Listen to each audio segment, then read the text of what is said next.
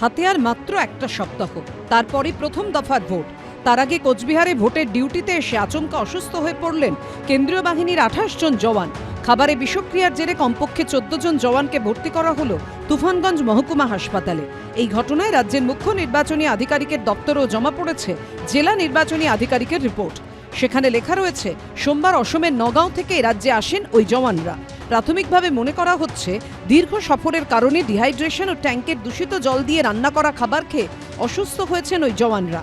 হাসপাতাল সূত্রে খবর, ইতিমধ্যেই তাদের মধ্যে 10 জনকে ছেড়েও দেওয়া হয়েছে, বাকিদেরও খুব শিগগিরই ছেড়ে দেওয়া হবে। তুফানগঞ্জের তল্লিগুড়ি হাই স্কুলে ছিলেন এই জওয়ানরা। বুধবার আচমকা তাদের মধ্যে 28 জন জওয়ান অসুস্থ হয়ে পড়েন। তাদেরকে তুফানগঞ্জ মহকুমা হাসপাতালে ভর্তি করা হয়। আর এই ঘটনাতেও বাদ গেল না রাজনীতির আকচাকচি।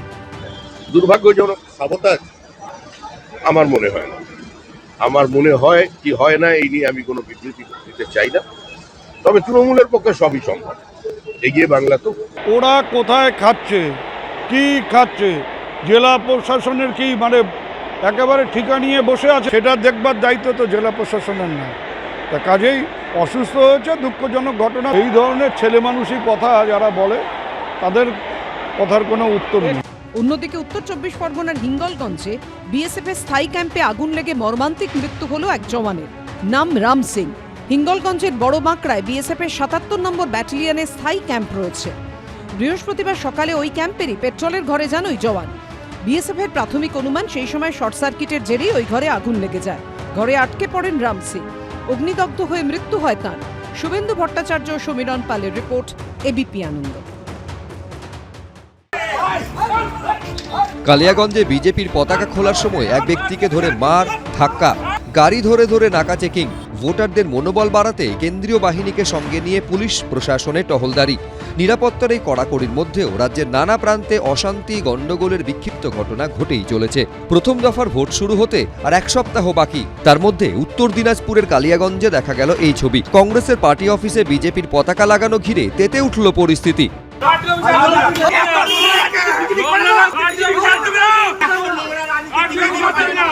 কালিয়াগঞ্জ শহরের তালতলা এলাকায় রয়েছে কংগ্রেসের এই পার্টি অফিস। কংগ্রেস কর্মী সমর্থকদের অভিযোগ, বুধবার গভীর রাতে তাদের বন্ধ পার্টি অফিসের বাইরে দরজা ও জানলায় দলীয় পতাকা লাগিয়ে দেয় বিজেপি। খবর পেয়ে সকালে কংগ্রেসের পার্টি অফিস থেকে নিজেদের দলীয় পতাকা খুলে নিতে যান বিজেপি শহর মণ্ডল সভাপতি। তখনই গন্ডগোল চরম চেহারা নেয়। পতাকা খুলতে গেলে বিজেপি নেতাকে ধাক্কা মেরে সরিয়ে দেওয়া হয়। আমাদের দলের যে কার্যালয়, সেই কার্যালয়ের উপরে বিজেপি পতাকা লাগিয়ে দিয়েছে। এত বড় সাহস বিজেপি পায় কোথার থেকে?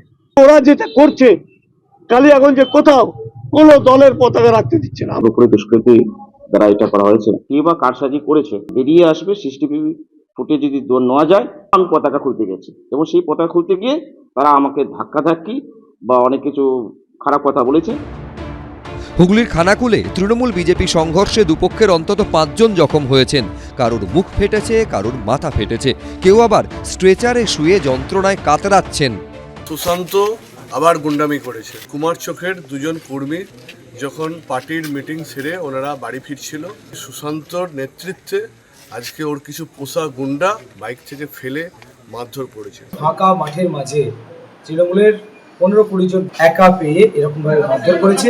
তৃণমূল কংগ্রেস যেভাবে খানাকুল জুড়ে অশান্তি তৈরি করার চেষ্টা করছে, কাল থেকে তৃণমূল কংগ্রেস এর পূর্ণ জবাব পাবে। বাঁকুড়া 2 নম্বর ব্লকের কেশরা গ্রামে রাতে তাদের দলীয় পতাকা পুড়িয়ে দেওয়ার অভিযোগ করেছে তৃণমূল। এই ঘটনায় বিজেপিকে কাঠগড়ায় তুলে বিক্ষোভ দেখান তারা, যদিও গেরুয়া শিবির তা মানতে চায়নি। বিজেপির কিছু গুন্ডা বাহিনী যারা তৈরি হয়েছে, তারা আমাদের ফ্ল্যাগ এবং ফেস্টুন আমাদের পুড়িয়ে দিয়েছে। তৃণমূলের কাছে শেষ অস্ত্র নাটক। তৃণমূল অভিযোগ যে করছে তা সর্বৈব মিথ্যা। দক্ষিণ 24 পরগনার বাসন্তীতে জয়দেবের পোল এলাকায় বিজেপির পতাকা লাগানোকে কেন্দ্র করে উত্তেজনা তৈরি হয়। তৃণমূল ও বিজেপি সমর্থকদের মধ্যে তুমুল বচসা চলে। সুদীপ চক্রবর্তী, পূর্ণেন্দু সিংহ, শান্তনু নস্কর, এবিপি আনন্দ। এবিপি আনন্দ, এগিয়ে থাকে, এগিয়ে রাখে।